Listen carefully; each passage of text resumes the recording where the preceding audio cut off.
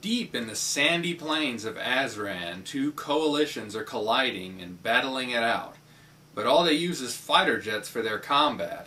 The side that this story follows is called Area 88.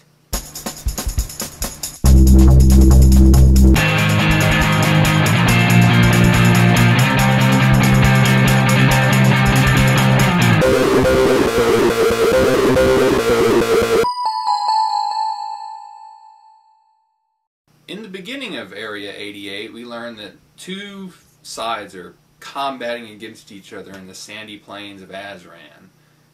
I'm not too sure where that is. I think that's over there in the Middle Eastern area somewhere. They're battling it out.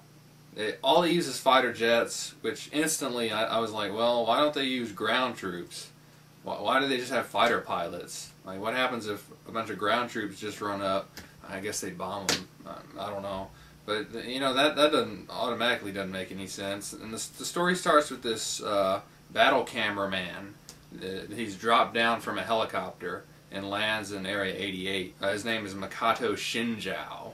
And that's him with the Nikon camera right there. And instantly, he starts taking pictures of the combat, and, you know, the combat cameraman, he starts taking pictures of stuff, which is kind of weird because I thought that fighter jets battled, like, thousands of feet into the sky, and this guy doesn't even have a telephoto lens, and he's taking, like, good aerial shots.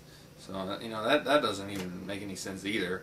But anyway, there's one guy that he is specifically interested in, whose name is Shin. And he is the best pilot in Area 88. And Shin was tricked by his friend in the story. He was tricked by his friend into signing on to Area 88. And once you sign on to Area 88 as a fighter pilot, you have to stay until you've earned $10 million. And otherwise you face like execution or something. And Shin and the cameraman are the only two Japanese people there, so of course they start talking. I don't know what everyone else is. Everyone else acts just from planet what the fuck. There's ridiculous characters for the side. There's just nothing there. And the main characters is all you got, really. Makoto always takes pictures of Shin, like right there. He's always in the way, pretty much. He's the only non-fighter pilot there, so of course they always make jokes at him. About halfway through the series, a girl comes, and I'm not even going to bother to mention her name because she's ridiculous and thrown in just because they know the story's getting boring, which it was, and it actually was way before she came. The aerial combat, I give credit, is kind of cool. They have good sound effects, but the music isn't really good. But the sound effects are, but the music's not. So audio I'm kind of half and half on. There's nothing special about the voice acting. It's just regular. The animation isn't particularly striking. The storyline and the story progression and character development is just kind of lowly.